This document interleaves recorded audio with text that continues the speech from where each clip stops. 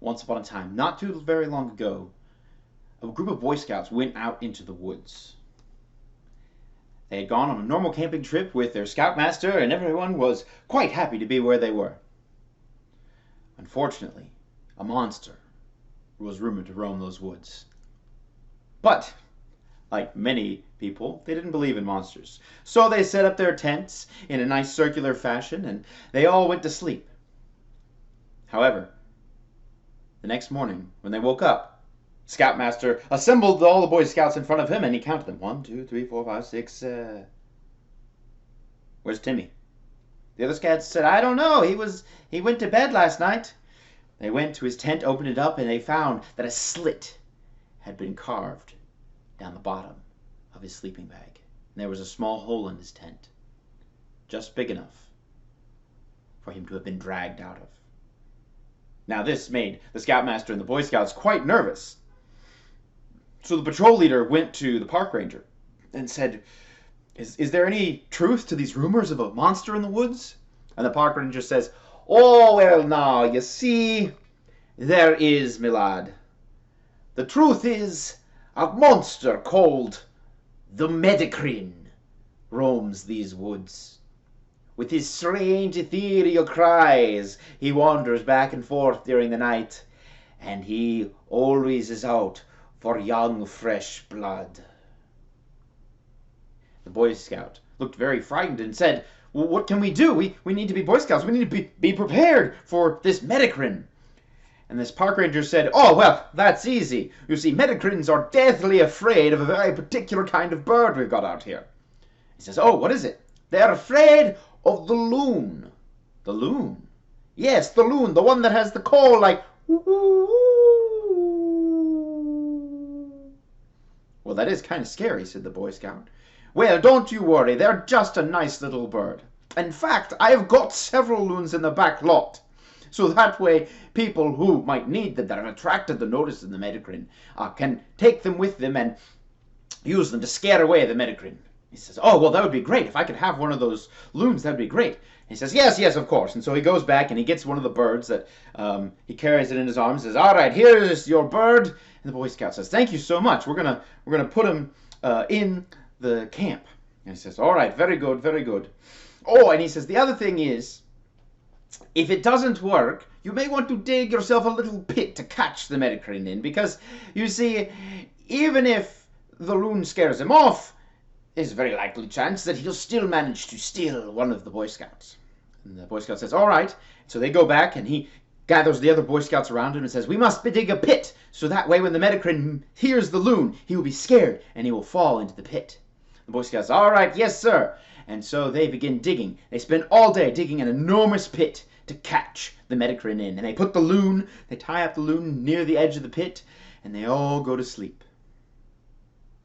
That night, as the wind is whistling through the trees, the sound of crunching leaves is heard in the distance, and an ethereal cry, Medicrin. Now the patrol leader had stayed awake all night because he was afraid the Medicrin would be back, and he hears it. Medicrin.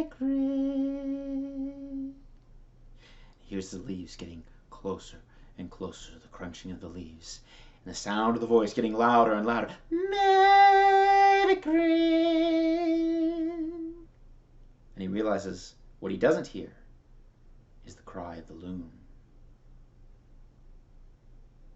The next morning, the Boy Scouts wake up. The Scoutmaster assembles them all, and he goes, 1, 2, 3, 4, 5, 6. Where's the patrol leader? They go to the patrol leader's tent. There's a hole in the back of the tent. His sleeping bag sliced down the length.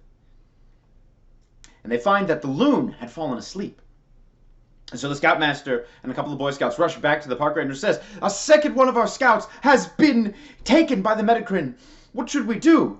He's like, well, did you have a loon? And they said, yes, we had a loon. Did you have a pit? Yes, we had a pit. Well, it's sometimes the case that loons get very tired at night. And so they won't be able to have their haunting cry, the And so what you need to do is you need to feed the loon a whole pound of sugar. And they say, a pound of sugar? He's like, yes. Thankfully, I keep some extra sugar here in the back. And so he goes, boom, puts a big pound of sugar on the table. And he says, now, if you feed this loon all of this, he'll stay awake all night. He'll be super hyper.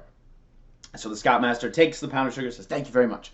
And he goes back, and that evening they spend feeding the loon all this sugar, spoonful after spoonful, just almost pushing it down his throat until the bird had consumed all of the sweet white goodness. And that was a hyper bird. He was twitching and pretty much all evening, driving the Boy Scouts a little crazy. But they said, well, he will definitely stay awake this time. So they all go to sleep.